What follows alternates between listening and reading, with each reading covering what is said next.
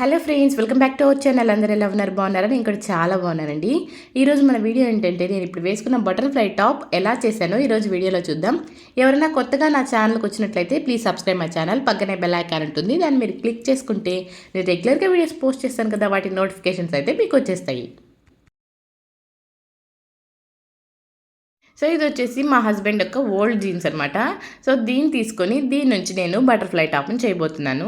So ఈ జీన్స్కి మనకు leg ఉంటుంది కదా, ఒక లెగ్ సైడ్ తీసుకొని అక్కడ మనము బటర్ఫ్లై హాఫ్ షేప్ గీసుకోవాలి.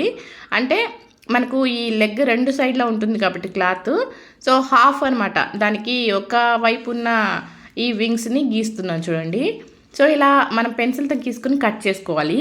కట్ చేసుకున్న తర్వాత ఇలా చూడండి, బటర్ఫ్లై షేప్ అయితే వస్తుంది. సో దీన్ని ఓపెన్ చేస్తే బటర్ఫ్లై మీకు అర్థమవుతుంది. సో నాకు అంతగా మంచిగా డ్రాయింగ్ వేయడం రాదు కాబట్టి నాకు వచ్చినట్టు వేసి కట్ చేశాను. సో మోస్తరుగా బటర్ఫ్లైలా కనిపిస్తుంది అనుకుంటున్నాను. సో దీనిపైన ఇప్పుడు ఇవి అంటించాలన్నమాట. మనకు ఈ స్టోన్ చైన్ ఉంది కదా, ఇది అంటించాలి. నెక్స్ట్ వచ్చేసి కార్నర్స్లో గ్లూని మనము అప్లై చేసుకోవాలి. అప్లై చేసుకొని ఆ గ్లూ పైనే ఈ స్టోన్ చైన్ అనేది అంటించుకొని రావాలి. సో ఫస్ట్ అయితే నేను కాస్త చూపిస్తున్నాను మీకు ఎలా అంటిస్తున్నాను ఏంటని, తర్వాత మీకే అర్థమైపోతుంది. సో చూడండి, ఫస్ట్ అయితే గ్లూ అప్లై చేశాను, తర్వాత పైనే స్టోన్ చైన్ ఉంటుంది కదా, సో దాన్ని పెట్టుకుంటూ వస్తున్నాను చూడండి. సో ఇలా మనం అవుటర్ లైన్ అంతా పెట్టాలన్నమాట. సో ఫస్ట్ అయితే మిడిల్లో పెడుతున్నాను నేను. సో మీకు ఇది ఎలా అంటిస్తున్నానో అర్థం కావడానికి చూపిస్తాను. మొత్తం అయితే చూపించను, జస్ట్ నేను ఎలా మధ్యలో ఏమేమి గీసి ఎలా అంటిస్తాను మాత్రం చూపిస్తాను. ఇప్పుడు ఈ బార్డర్ అంతా కూడా ఇలానే అంటించుకోవాలి. సో అంటించుకుంటే ఇలా ఉంటుంది. సో ఇది అంటించేసిన తర్వాత మధ్యలో అనమాట, మధ్యలో చూడండి నేను ఈ వింగ్స్ షేప్లో మధ్యలో గీస్తున్నాను చూడండి. అంటే ఈ గ్లూతోనే అలా గీసుకొని దానిపైనే అంటించేసుకుంటున్నాను. ఇప్పుడైతే పెన్సిల్తో మార్క్ చేసుకొని దానిపైన గ్లూ రాసి అలా చేయట్లేదు. సో నాకు నచ్చిన విధంగా నేను ఈ గ్లూతోనే ఇలా డ్రా చేసుకొని దానిపైన అంటించేసాను. సో తర్వాత చూడండి, వింగ్స్ లోపల ట్రయాంగిల్ షేప్లో అక్కడక్కడ గీస్తున్నాను. తర్వాత మళ్ళీ అంటే నాకు ఆ మిగిలిన ప్లేస్లో ఏ షేప్ వస్తే ఆ షేప్, బటర్ఫ్లైకి ఏది బాగుంటుంది అనేసి నేను అలా అంటించాను.